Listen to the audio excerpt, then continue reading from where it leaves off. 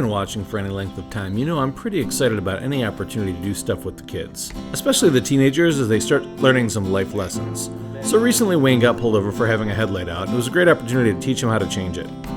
Even though these guys are pretty clear that they're not into any of the car racing, customizing stuff that we do, there's some basic things that I feel like they should be able to do on their own, and learning how to change oil and tires and brakes and headlights is just a money-saving thing, and I feel like it's pretty important. Hopefully these silly little things are something that they carry with them for the rest of their lives and maybe look back and have some good memories of. Are you confident it's going to work? Yeah. Work? Well, other than them being completely filthy, you have two lights. Now, one thing that we do bond over is music, especially classic rock, but really all guitarists. He seeks out things that he likes and follows certain guitarists and actually exposes me to things that I've never heard of. So I've had the idea for a while to have him score my videos, and it finally got to a point where he was comfortable enough to do it, and I couldn't be more excited.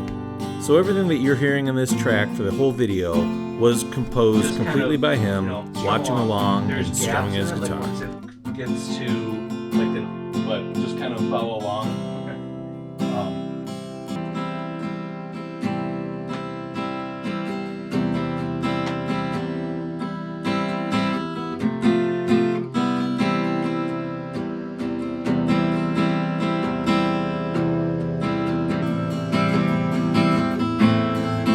I mean, seriously, how do you beat that smile? I approached my pal Gary a while ago about doing some collaboration, and he's on board as well. We just haven't gotten together, but I love hearing him play too. And it's amazing, he gets that same smile.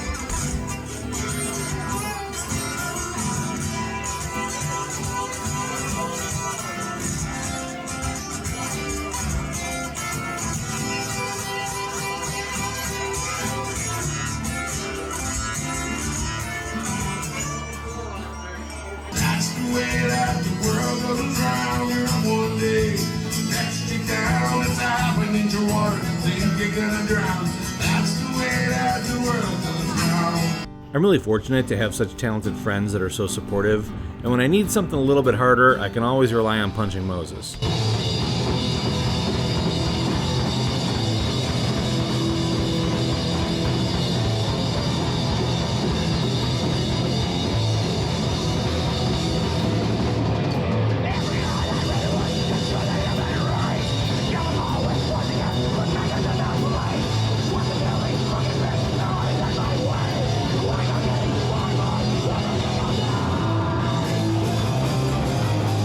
So anyways, in the last video I left off with putting the standalone tank in for the nitro system, and I purchased a second one that I'm going to use for a storage compartment, or a stash box.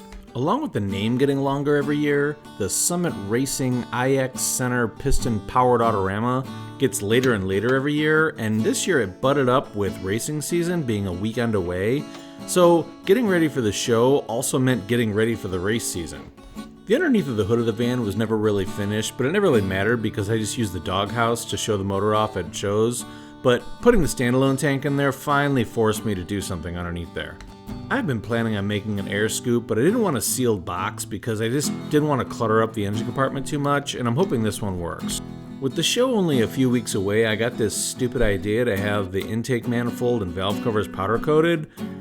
Nothing like causing a lot of undue stress right before a big show. But my buddy Chris opened up a powder coating shop and I wanted to support, and plus I really wanted to get this done. Although it's big and brutal, the engine's never been very pretty, and it was time to change that. This is a show van after all. The goal has always been to make this thing check every box, and I've never been happy with the way the engine looks. I took the original valve covers off a year ago and had my buddy Frank sandblast them for me, and we just never hooked up to get them back, and I've been driving around in these ugly chrome 454 swap meet valve covers ever since. Now, we've always been big block Mopar guys, so learning this Chevy stuff is a little weird. You can change a big block Mopar intake with no problem at all. With a Chevy, you gotta pull the distributor, you gotta drain the coolant, it's a whole thing. I thought I was slick marking the distributor spot on the intake manifold. It wasn't until I got the intake back that I realized that got covered with powder coating. I also thought I might get away with pulling the distributor out with the wires attached, but that didn't work out for me either. On reassembly, we definitely learned we needed to pull the distributor a lot more or a lot less, because it's a nerve-wracking experience and it took us 5 tries to get it right. By the way, I hope you agree that this whole montage approach is way better than a time lapse, because I hate watching time lapse on people's YouTube videos.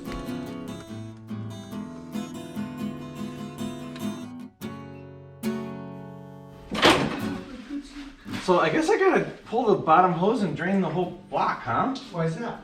Well, because the thermostat's in the intake. Oh yeah, you will.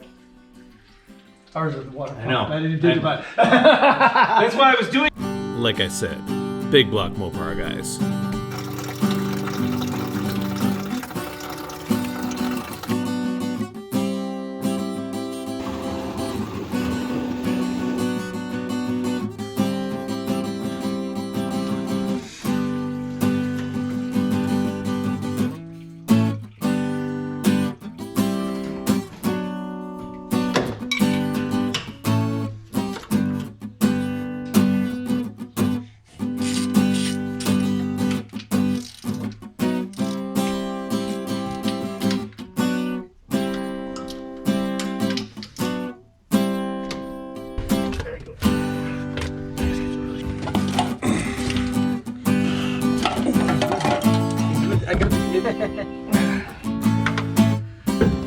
Finally, this stuff was ready for 2 layers of powder coating.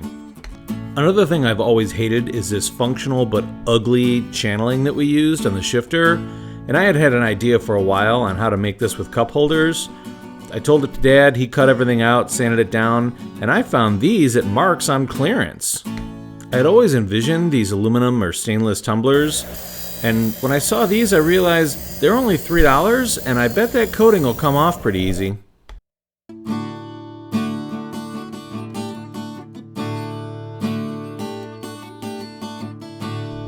And there you have it. Next up on the list of upgrades was the outdated painless switch panel. This thing actually was getting hot to the touch after driving it around, and I just wasn't having it anymore. The new panel I got uses a ribbon wiring and has a circuit board with relays and fuses that I can mount down by where all the other electronics are. I'm pretty excited about how slick this is. And I was able to get rid of a lot of unnecessary wiring. While all this was going on with the van, Dad's Charger was over at Midtown getting a complete makeover. We used the Ditzler purple metal flake that I had from the trailer, and they put 8 coats of clear on this thing. It is definitely a unique custom paint job for a unique custom vehicle. They even did a little marbling on the wing brackets inside of the wing that kind of matches the ghost lace on the van. And that demon hood just looks cool.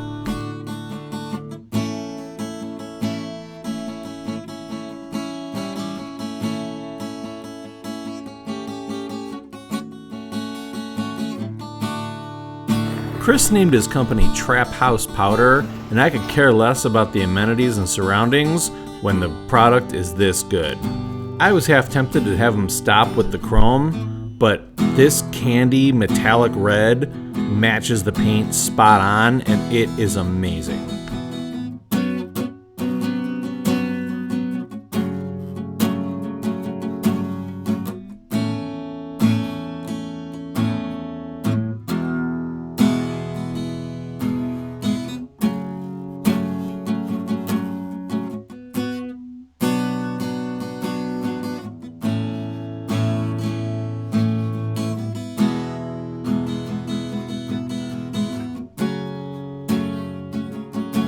Dad came up with this idea to use perforated metal on the firewall, and I loved it, and I said, we've got to paint this copper. Again, everything about this van is about trying to balance the over-the-top custom van stuff with a race vehicle. And in that spirit, what better to cover the air duct scoop than Prism tape?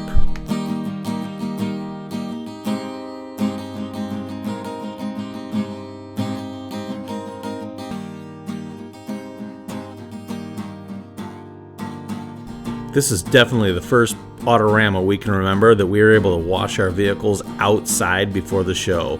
Usually there's snow on the ground.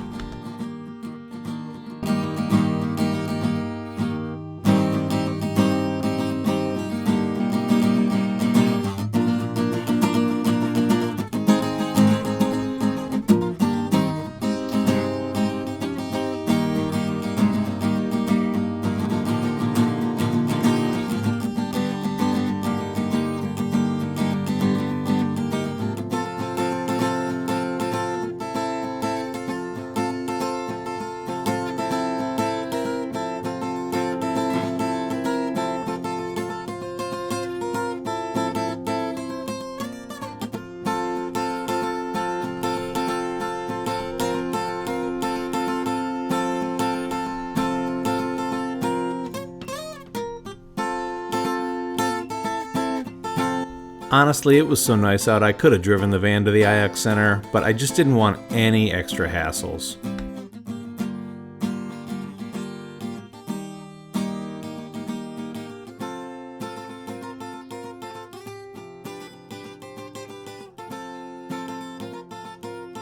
We spent Thursday waxing and polishing, parked our tow vehicles, and just settled in for a fun weekend.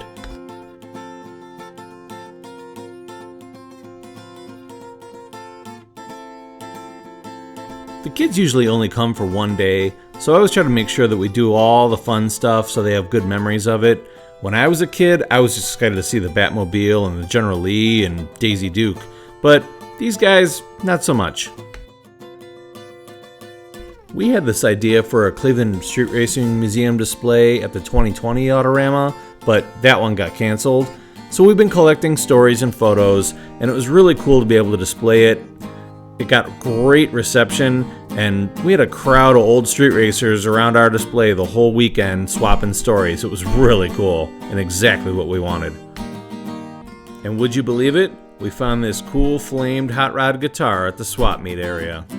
Just another good Autorama memory.